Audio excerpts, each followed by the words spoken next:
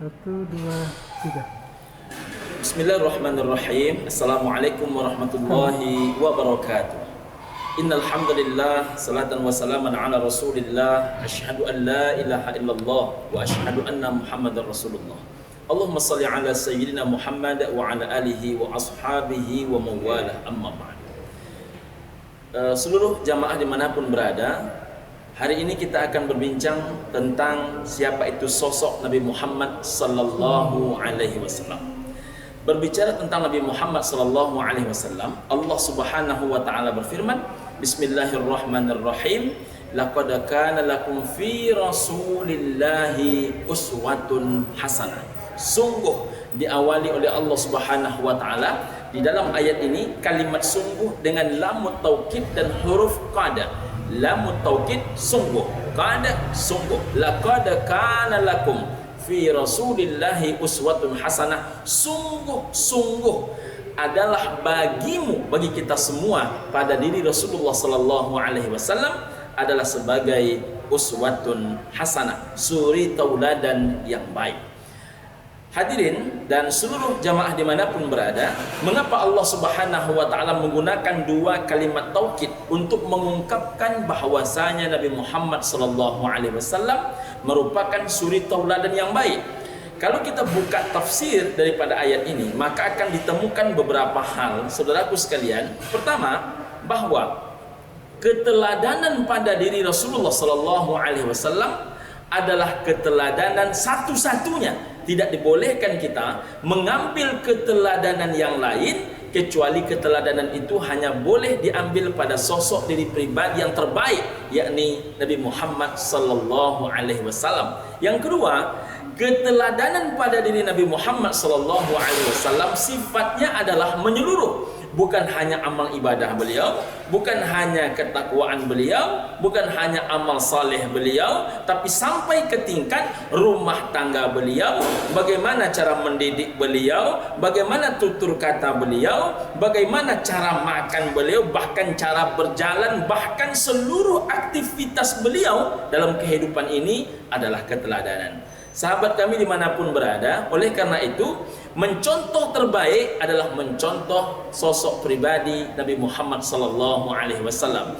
Mengapa kita tidak boleh meneladani orang tua kita sahaja? Karena kalau meneladani orang tua pasti ada kekurangannya. Meneladani guru pasti ada kekurangannya, tapi meneladani sosok pribadi Nabi Muhammad sallallahu alaihi wasallam adalah sosok yang sangat kompleks. Bahkan saudaraku, dalam bukunya Karen Armstrong, seorang barat pernah mengatakan, orang kafir pernah mengatakan bahwa saking luar biasanya keteladanan pada diri Nabi Muhammad SAW, beliau mengungkapkan tidak ada tokoh yang keteladanannya sekompleks Nabi Muhammad Rasulullah SAW. Maka banggalah kita hari ini memiliki seorang teladan seperti beliau. Banggalah kita hari ini menjadi umat beliau, dan insya Allah kita akan dikumpulkan bersama beliau dalam keindahan syurganya Allah Subhanahu wa ta'ala. Karena sahabat dimanapun berada, sungguh beruntung orang yang berjumpa dengan Nabi,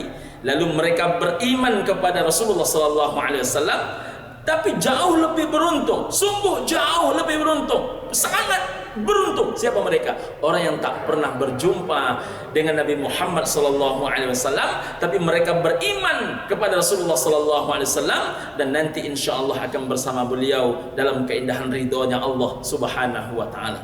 Sahabat, jamaah, dan seluruh kaum muslimin dimanapun berada, berbicara keteladanan ini, kalau kita berbicara tentang ketaatan Nabi Muhammad SAW, ketika dibongkar rumah Nabi untuk perluasan Masjid An-Nabawi, maka ditemukan tempat salat Nabi Muhammad SAW. Apa yang terjadi dengan tempat salat Nabi Muhammad SAW? Tempat salat yang terbuat dari sebongkah batu gunung itu, yang keras tetapi didatarkan. Sahabat dan jamaah dimanapun berada, setentang kening Nabi, batu setentang kening Nabi, tempat sujud Nabi rupanya berlobang dan menghitam. Ketika dianalisa orang, kenapa batu itu bisa berlobang setentang kening Nabi, tempat sujud Nabi? Rupanya terlalu sering kening itu singgah ke tempat sujud Nabi, hingga kening Nabi yang menyentuh tempat sujud ini menyebabkan batu pun berlobang. Allahu Akbar. Luar biasa ketaatan Nabi Muhammad SAW kepada Sang Penciptanya. Jangankan sajadah, batu pun berlobang dibuatnya. Begitu luar biasanya. Itu ketaatan beliau kepada Allah Subhanahu wa taala. Maka diungkapkan oleh Ummul Mukminin Aisyah, berulang kali beliau terbangun, beliau tengok Nabi Muhammad dalam keadaan sedang bersujud, sedang rukuk, sedang beribadah, sedang salat kepada Allah Subhanahu wa taala. Ketika beliau menanyakan, "Apakah mesti macam ini ya Rasul?" Apa kata Rasulullah sallallahu alaihi wasallam? "Salahkah aku menjadi hamba Allah yang pandai bersyukur wahai Aisyah?" Allahu Akbar.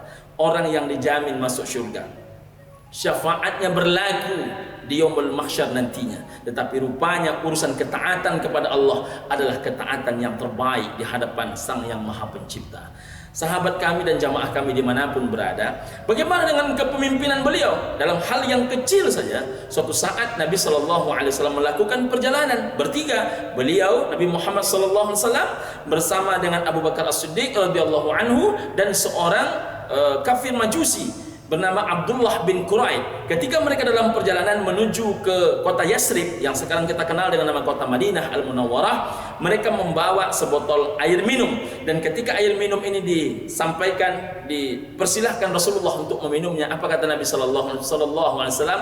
"Persilahkanlah Abdullah bin Quraid untuk meminum pertama kali wahai Abu Bakar." Setelah Abdullah bin Quraid meminumnya sepertiga, maka 2/3 lagi diserahkan oleh Abu Bakar As-Siddiq kepada Rasulullah sallallahu alaihi wasallam. Dan ketika itu pun Nabi sallallahu alaihi wasallam menolak, dan akhirnya diminum oleh Abu Bakar As-Siddiq sepertiganya, tinggallah sepertiga. Dan ketika tinggal sepertiga itu, barulah Rasulullah sallallahu alaihi wasallam meminumnya. Dan ketika Rasulullah sudah selesai meminumnya, sebagai orang terakhir meminum air tadi, Abu Bakar As-Siddiq bertanya kepada beliau, "Kenapa engkau mempersilahkan kami terlebih dahulu ya Rasul?" Apa kata Nabi SAW? "Seorang pemimpin itu wahai Abu Bakar, urusan kenyang dia belakangan, urusan lapar dia duluan. Andaikan seluruh pemimpin hari ini mencontoh Nabi Muhammad SAW, maka takkan pernah terjadi demonstrasi di mana-mana sedahsyat hari ini." Begitu juga dengan rumah tangga. Tidak ada rumah tangga terbaik. Bahkan kalau boleh kita ambil beberapa sampel rumah tangga terbaik itu, diantaranya adalah rumah tangga Nabi Muhammad SAW, rumah tangga Nabi Ibrahim alaihissalam, rumah tangga Imran, dan rumah tangga Luqman. Tetapi di antara 4 rumah tangga ini, rumah tangga terbaik tentu adalah rumah tangga Nabi Muhammad SAW. Setiap kita menyebut nama Nabi, maka mesti kita memuji dan bersalawat kepada keluarga Nabi. Maka kita ucapkan dalam kalimat salat kita, Allahumma salli ala Muhammad wa ala ali Muhammad. Sahabat dan jamaah kami dimanapun berada, oleh karena itu, mencontoh berkeluarga pun tentu contoh yang paling baik adalah Nabi Muhammad SAW. Nampak oleh para sahabat ketika Nabi bersama istri-istri beliau hendak melakukan perjalanan jauh. Ketika itu salah satu istri beliau sulit untuk naik ke atas kuda, maka Nabi SAW menggunakan kaki beliau, paha beliau untuk tempat berpijak istrinya naik ke atas kuda. Allahu Akbar. Inilah sosok teladan yang paling romantis. Sebagai suami dia paling romantis, sebagai suami dia paling baik, sebagai pemimpin dia yang paling memahami orang yang dipimpinnya, dan sebagai seorang hamba Allah adalah seorang hamba Allah yang sejati. Penutupnya, mari kita jadikan Nabi Muhammad SAW sosok yang mesti kita teladani. Namanya kita pakai ke nama diri kita, nama anak-anak kita, dan kita banggakan nama ini karena sesungguhnya orang akan dikumpulkan beserta idolanya di padang mahsyar nantinya. Dan insyaallah kita salah satu orang yang mengidolakan dan meneladani beliau dalam segala aktivitas kehidupan kita.